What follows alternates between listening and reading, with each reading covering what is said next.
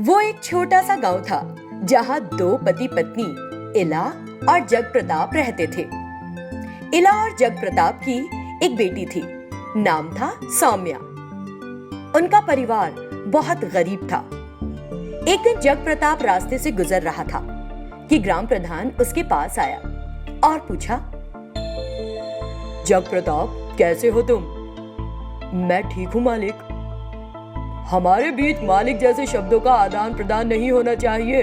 हम तो एक दूसरे के भावी समधी हैं। जग प्रताप को बात समझ नहीं आई और बोला, आप क्या कह रहे हैं? मैं कुछ समझा नहीं। क्या कहूँ जग प्रताप, मेरे बेटे को तुम्हारी बेटी पसंद आ गई है। कहता है कि शादी करूंगा तो सौम्या से ही करूंगा। जो ईश्वर की इच्छा उसे कौन टाल सकता है। मैं कल तुम्हारे घर आऊंगा। अब बुरा नहीं मानना कि मैंने इतनी जरूरी बात रास्ते पर खड़े होकर की। अरे नहीं मालिक, कोई बात नहीं। मालिक नहीं, समधी जी। ये कहकर ग्राम प्रधान चला जाता है। अगले दिन फिर वो अपनी धर्मपत्नी और बेटे विनोद के साथ जग प्रताप के घर जाकर सारी बात करता है। सौम्या भी विनोद से शादी करने में दिलचस्पी दिखाती है। कुछ दिन बीत जाते हैं। फिर सौम्या और विनोद का विवाह बड़े धूमधाम से संपन्न होता है। उनके विवाह के अगले दिन विनोद और सौम्या एक दूसरे घर चले जाते हैं और विनोद कहता है, सौम्या, तुम्हें पता है कि मैंने तुमसे शादी क्यों की है? इसलिए कि मैं तुमसे बदला ले सकूं। तुम क्या कह रहे हो विनोद? कैसा बदला? हाँ, तुमने काली माता के मंदिर के सामने सबके सामने मेरी बेइज्जती की थी। तुमने मेरी सारी इज्जत मिट्टी में मिला दी थी। इसीलिए मैंने तुम्हें अपने घर में एक नौकरानी बनाकर रखने का फैसला किया। नहीं तो तुम जैसी गरीब लड़की से मैं क्यों करूंगा शादी? जाओ, घर का सारा काम करो, पौधों को पानी दो, मेरी कार धो। तुम्हें सारे काम करने होंगे और ये गलती की और तुम गई, समझी? अचानक इस तरह के व्यवहार से सौम्या कुछ समझ नहीं पाती है और रोते रोते सारा काम करने लगती है। फिर वो काली माता के मंदिर जाकर देवी के सामने खड़ी होती है। काली माता, मुझे लगा था कि आपके आशीर्वाद से मेरा विवाह इतने बड़े घर में हुआ है, लेकिन आपने तो मुझे नरक में झोंक दिया। क्या ये ठीक बात है माँ? इस तरह वो बहुत रोती है। कुछ दिन बीत जाते हैं। विनोद उसके प्रति बहुत रूखा रवैया रखता है। हर छोटी छोटी बात पर उसे लताड़ता है, ताने देता है। बेचारी सौम्या को समझ नहीं आता कि क्या करे और उदासी रहते हुए सोचने लगती है, बाबा, मैं आपके पास आना चाहती हूँ, लेकिन लोग बिना सच जाने हम पर फप्तियां कसेंगे। मैं आपको सबके सामने सिर झुकाए नहीं देख सकूंगी और वहां आकर आप पर बोझ भी नहीं बनना चाहती हूँ। इस तरह वो आने वाले दिनों में इसी तरह अत्याचार सहती रहती है। एक दिन विनोद सौम्या से कहता है, क्यों सौम्या, क्या कोई इतनी रद्दी खाने को खा सकता है? तुम्हारे अंदर का डर धीरे धीरे खत्म होता जा रहा है। आज जब पीठ पर मेरी बेल्ट की मार लगेगी ना, तो अपनी हद समझ जाओगी। इस तरह गुस्से में कहकर वो वहां से चला जाता है। सौम्या माँ के डर से रोती हुई काली माँ के मंदिर जाती है। देवी काली माता, मुझे ऐसा जीवन नहीं चाहिए। मुझे अपने में मिला ले, अपने पास बुला ले। ये कहते हुए वो अपने शरीर में एक चाकू घोंपने लगती है, लेकिन तभी काली माँ प्रकट हो जाती है। देवी को सामने देखकर, तुम आ गई माँ, क्या तुम मेरी रक्षा करने आई हो? कृपा करो मुझ पर, मुझे इस मुसीबत से बाहर निकालो। अरे बुद्धू, जब तक मैं यहाँ हूँ तुम्हें कुछ नहीं होने दूंगी। मैं तुम्हारे पति के व्यवहार में परिवर्तन लाऊंगी, तुम यहीं रुको। ये कहकर देवी वहां से अंतर्धान हो जाती है। कुछ देर बाद विनोद घर पहुंचता है और अपनी पत्नी को वहां मरा पड़ा देखता है। ये देखकर विनोद बहुत घबरा जाता है। अरे नहीं सौम्या, ये तुमने क्या कर लिया? इस तरह वो बहुत उदास होता है। उसे सौम्या के पास एक पत्र पड़ा मिलता है। मेरी मौत का कोई जिम्मेदार नहीं है। मेरा पति एक बहुत अच्छा इंसान है, लेकिन मैं खुद उससे शादी नहीं करना चाहती थी। मैं डर गई कि अगर मना करूंगी तो मेरे माता पिता मुझे फटकारेंगे।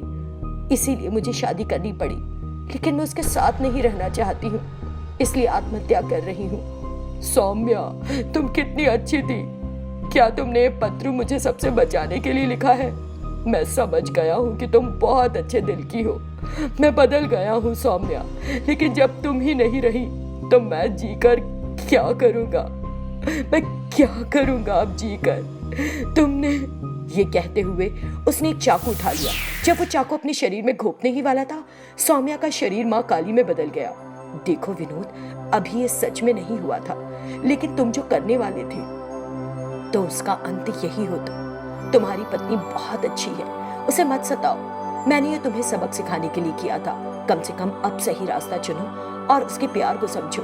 बिल्कुल माँ, मुझे क्षमा कर दीजिए। मैं उसे फिर कभी नहीं सताऊंगा। मैं वादा करता हूँ। तुम्हारी पत्नी जीवित है और मेरे मंदिर में तुम्हारी प्रतीक्षा कर रही है। विनोद का दिल अपने किए पर बहुत दुखी होता है और वो मंदिर जाता है और वहां सौम्या को रोते देखता है और उससे कहता है, सौम्या प्लीज मुझे माफ कर दो। शादी के दिन से ही मैं तुम्हें सता रहा हूँ। मैं तुम्हें अब कभी नहीं सताऊंगा। काली माँ ने मुझे सही सबक सिखाया है। इसी बीच काली माता वहां प्रकट होती है और कहती है, तुम दोनों खुश रहो और सौम्या तुम दूधो नहाओ पूतो फलो। तुम दोनों का जीवन समृद्ध हो, आयुष्मान भव, मेरा आशीर्वाद है। इस तरह देवी ने उन पर अपना प्यार बरसाया और अंतर्धान हो गई। उसके बाद वो दोनों आपस में प्यार से रहने लगे। एक बार की बात है, एक गांव में रंगैया नाम का एक किसान रहता था। वो अपनी जमीन पर कई तरह की सब्जियां उगाया करता था और अपने उगाए टमाटरों के लिए उसका काफी नाम भी था। उसके खेत में बड़े अच्छे टमाटर होते थे और फिर वो उन्हें आसपास के कई गांव में बिकने के लिए भेज देता था। इस तरह रंगैया के टमाटरों की अच्छी मांग थी। एक दिन वो टमाटरों की फसल देखने के लिए अपने खेत आया।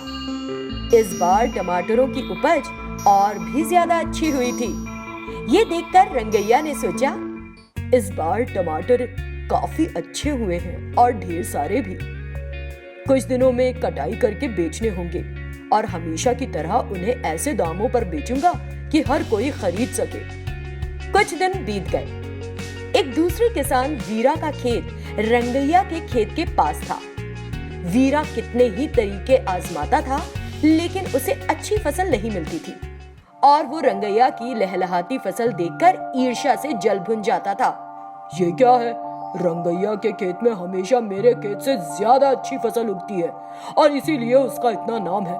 मैं बड़े दिनों से ये सब बर्दाश्त कर रहा हूँ, लेकिन अब और नहीं। मुझे किसी भी तरह रंगैया का नुकसान करवाना है।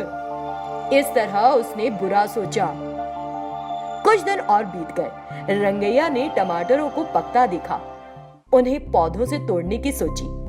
उसी रात वीरा ने भी सोचा, मुझे आज रात सारे टमाटर निकाल लेने हैं। ये सोचता हुआ वो रंगैया के खेत गया। वहां जाकर उसने सारे टमाटर तोड़ लिए और वहां से चला गया। सुबह में जब रंगैया अपने खेत आया तो देखता है कि सारे टमाटर गायब हैं। ये देखकर उसे कुछ समझ नहीं आया। हे भगवान, मेरे पके पकाए टमाटरों को क्या हुआ? मैंने टमाटरों को सस्ते दाम पर हर घर पहुंचाने की सोची थी, लेकिन ये क्या हो गया? समझ नहीं आ रहा कि मेरे टमाटर किसने चुरा लिए। अब और टमाटर पकने में कम से कम 10 दिन लगेंगे। रंगैया को अपनी मेहनत खराब होते देख बहुत दुख हो रहा था और यही सोचते हुए वो अपने घर जाने लगा। रास्ते में उसे अपना एक दोस्त सुब्बा मिला। उसे देखकर उसने कहा, और रंगैया, अपने खेत से लौट रहे हो क्या? रंगैया जो बहुत दुखी था, हाँ सुब्बा। क्या हुआ भाई, तुम इतने सुस्त क्यों लग रहे हो? तबीयत ठीक नहीं लग रही है क्या? नहीं सुब्बा, कल रात को चोर मेरे खेत के सारे टमाटर चुरा कर ले गए। मुझे समझ नहीं आ रहा कि क्या करूं। मैंने सोचा था कि 2 दिन में सारे पके टमाटर निकालूंगा, लेकिन उससे पहले ही कोई उन्हें चुरा कर ले गया। मुझसे ये सहन नहीं हो रहा। ये तो बहुत बुरा हुआ। तुम फिक्र मत करो। तुमने टमाटर कहा तो मुझे कुछ याद आया। लगता है कि तुम्हारे खेत के बगल में जो खेत है, उसके किसान वीरा की इस बार काफी अच्छी टमाटर की फसल हुई है। वीरा?